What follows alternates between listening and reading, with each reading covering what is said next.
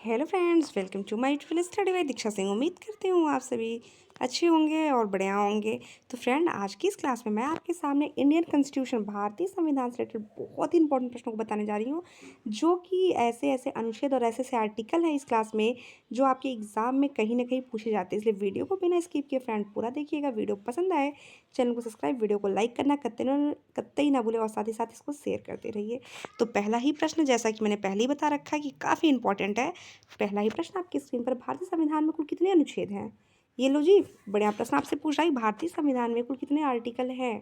तो आपका ऑप्शन आपके सामने भारतीय संविधान में कुल आर्टिकल को बता दें। आज की क्लास में सभी प्रश्न आपके वन लाइनर नोट्स के पर्पज से ही दिए जा रहे हैं, इसलिए वीडियो को बिना स्किप किए पूरा देखिए। तो यहाँ पे भारतीय संविधान में कुल अनुच्छेदों की अगर बात हो, वह है 444, 444 अनुच्छेद है। नेक्स्ट प्रश्न, भारतीय संविधान के किस अनुच्छेद में लिखा गया है कि भारतीय राज्यों का संघ है? भारतीय संविधान के किस अनुच्छेद में लिखा गया भारत राज्यों का संघ है? भारत जो है ये राज्यों का संघ अर्थात राज्यों से मिलकर बना हुआ है। तो आपका ऑप्शन यहाँ पे होता है अनुच्छेद 1। आर्टिकल 1 में कहा गया है भारत राज्यों का संघ होता है। आप इस चीज़ को अंडरलाइन कर लीजिएगा कि भारत राज्यों का संघ है, ये आर्टिकल 1 में कहा गया है। अगला प्रश्न, किस अनुच्छेद में नागरिकों को मौलिक अधिकार प्रदान किए गए हैं? किस अनुच्छेद में नागरिकों को मौलिक अधिकार प्रदान किए गए? तो आपका उत्तर होगा अनुच्छेद 2 से लेकर 35 तक। अनुच्छेद 2 से लेकर अनुच्छेद 35 तक में नागरिकों के मौलिक अधिकारों को प्रदान किया गया है। नेक्स्ट प्रश्न आपकी स्क्रीन पर है, किस अनुच्छेद में नागरिकता संबंधित प्रावधान है? किस अनुच्छेद में नागरिकता संबंधी प्रावधान है?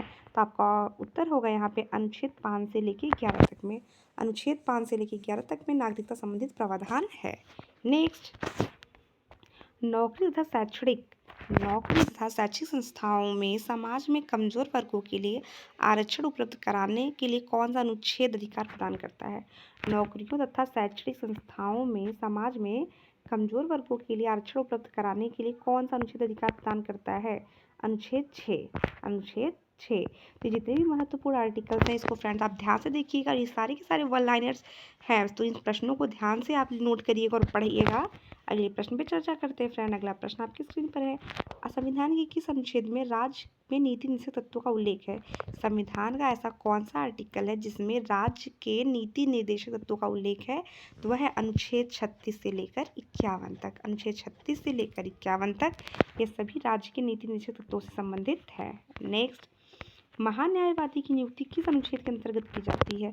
महान्यायवादी की नियुक्ति किस अनुच्छेद के अंतर्गत की जाती है? तो अनुच्छेद 76।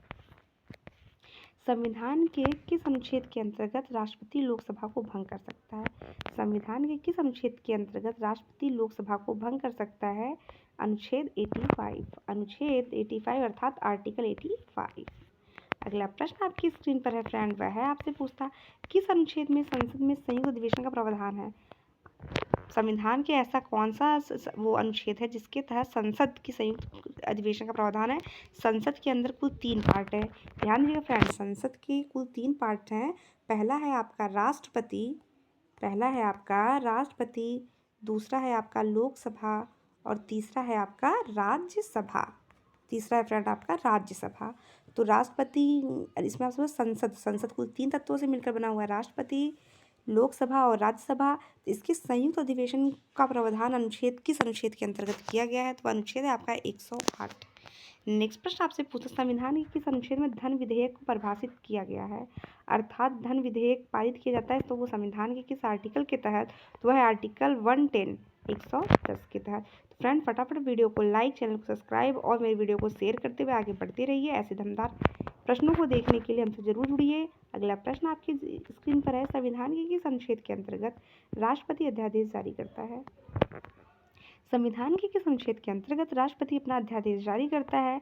तो अनुच्छेद 123 के तहत। अगला प्रश्न आपकी स्क्रीन पर है फ्रेंड, संविधान के किस अनुच्छेद में सर्वोच्च न्यायालय के न्यायाधीशों पर महाभियोग चलाया जा सकता है? संविधान का ऐसा कौन सा आर्टिकल है जो आपको ये अधिकार देता है कि आप सर्वोच्च न्यायालय के न्यायाधीशों पर भी महाभियोग चलाया जा सकता है? तो वह है अनुच्छेद 124। अगला प्रश्न आपकी स्क्रीन पर है फ्रेंड, आज की इस क्लास में संविधान और अनुच्छेद संबंधित सारे प्रश्न हैं। अगला प्रश्न है, राष्ट्रपति किस अनुच्छेद के अंतर्गत सर्वोच्च न्यायालय में परामर्श मांग सकता है? राष्ट्रपति किस अनुच्छेद के अंतर्गत सर्वोच्च न्यायालय में परामर्श मांग सकता है? तो वह है आपका अनुच्छेद 233। अनुच्छेद 233। नेक्स्ट,